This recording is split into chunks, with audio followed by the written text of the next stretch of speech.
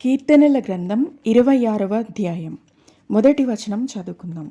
యెహోవా, నేను యథార్థవంతుడనై ప్రవర్తించుచున్నాను, నాకు తీర్పు తీర్చుము. ఏమీయూ సందేహపడకుండా యెహోవా యందు నేను నమ్మిక ఉంచి ఉన్నాను. ఒక వ్యక్తి తనకు తాను విషయంలో, అదేవిధంగా ఇతరుల పట్ల కూడా నీతిని అనుసరించి దేవునికి వ్యతిరేకంగా, అదేవిధంగా మనుషులకు వ్యతిరేకంగా ఏ అతిక్రమము తనలో లేనప్పుడు మాత్రమే ఈ విధంగా చెప్పగలరు. అలాగని ఈ యొక్క అధ్యాయాన్ని రచించిన దావీదు తన నీతిపై తాను ఆధారపడట్లేదు. అతడు స్వనీతిపరుడు కాదు, కానీ తాను దేవుని మీద తన నమ్మకమంతా ఉంచుతూ ఉన్నాడు. 2-3 వచనాలు. యెహోవా, నన్ను పరిశీలించుము, నన్ను పరీక్షించుము, నా అంతరింద్రియములను నా హృదయమును పరిశోధించుము.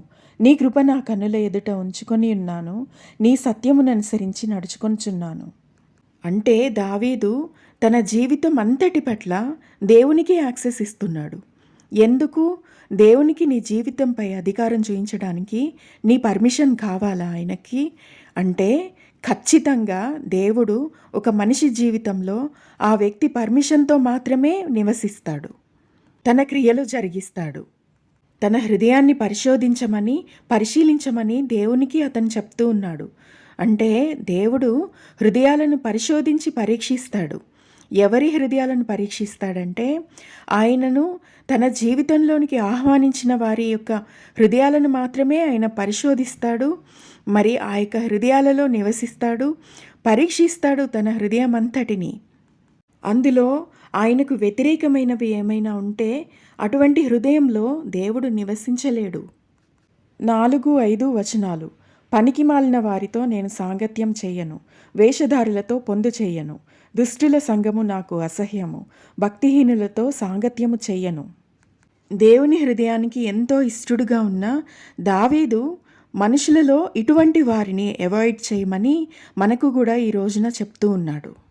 ఇక్కడ పనికి మాలిన వారు ఎవరు అంటే ఏ పని లేకుండా ఇతరుల జోలికి వెళ్ళేవారు. వేషధారులు ఎవరు అంటే వారిలో కపటం ఉండి పైకి నటించేవారు. దుష్టులు ఎవరు అంటే చెడు అంతరంగంలో ఉండి ఇతరులకు చెడు కోరుకొని చెడు చేసేవారు. భక్తిహీనులు ఎవరు అంటే దేవుని యొక్క తిన్నని మార్గాన్ని వదిలి వారికిష్టమైన మార్గాలకు తిరిగినవారు. ఇటువంటి మనుషులు వారెవరైనా సరే వారితో ఫ్రెండ్షిప్ కానీ సహవాసం కానీ మరి మనము అసహించుకొని ఇటువంటి దుష్టులకు దూరంగా ఉన్నప్పుడే ఒక విశ్వాసి దేవుని క్రమమైన మార్గంలో తప్పిపోకుండా నడుచుకోగలుగుతారు.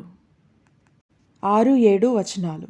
యెహోవా, నీ బలిపీఠము చుట్టూ ప్రదక్షిణం చేయుదును, అచట కృతజ్ఞతాస్తుతులు చెల్లించెదను, నీ ఆశ్చర్య కార్యములను వివరింతును. బలిపీఠము మన సమర్పణ జీవితానికి గుర్తుగా ఉంది. దేవుని ఇష్ట ప్రకారం ఈ లోకంలో జీవించడానికి మనం ఏం విడిచిపెడుతున్నామో, ఏం కలిగి ఉంటున్నామో వాటన్నిటినీ దేవుడు మనలో పరీక్షించి అందుకు తప్పకుండా ఆయన మనకు ప్రతిఫలాన్ని ఇస్తాడు. 9-10 వచనాలు. పాపులతో నా ప్రాణమును చేర్చకుము, నరహంతకులతో నా జీవమును చేర్చకుము. వారి చేతిలో దుష్కార్యములు కలవు, వారి కుడి చెయ్యి లంచములతో నిండి ఉన్నది. దేవుని గ్రంథం ఏం చెప్తుంది అంటే దుష్టకార్యాలు చేసే పాపాత్ములకి, నరహంతకులకి, లంచములు తీసుకునే వారికి చాలా దూరంగా ఉండమని చెప్తుంది. వెలుగుకి చీకటితో ఏం సంబంధం? ఒక అవిశ్వాసికి విశ్వాసికి పొత్తెక్కడా అని పరిశుద్ధాత్మ దేవుడు మనల్ని ప్రశ్నిస్తూ ఉన్నాడు. చివరి 11-12 వచనాలు. నేను యథార్థవంతుడనై నడుచుకొనుచున్నాను, నన్ను విమోచింపుము, నన్ను కరుణింపుము. సమభూమిలో నా పాదము నిలిపి ఉన్నాను, సమాజములలో యెహోవాను స్తుతించెదను. His foot stands on level ground. ఈ మాట దేన్ని సూచిస్తుంది అంటే దేవుడిలో మన కాన్ఫిడెన్స్ని తెలియజేస్తుంది. నీ సెక్యూరిటీ, నీ ధైర్యం ఖచ్చితంగా దేవుడు మాత్రమే అయి ఉండాలి. అది కాకుండా ఈ లోకంలో ఉన్న వాటి మీద నీ విశ్వాసం, నీ ధైర్యం, నీ యొక్క ఆశ ఉన్నట్లయితే దాని కాన్సిక్వెన్స్ని, ఆ అవుట్కమ్ని కూడా దేవుడు నీకు తెలిసి వచ్చేలా చేస్తాడు.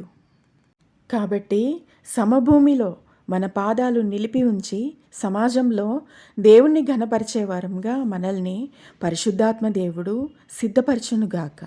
ఆమేన్. God bless you.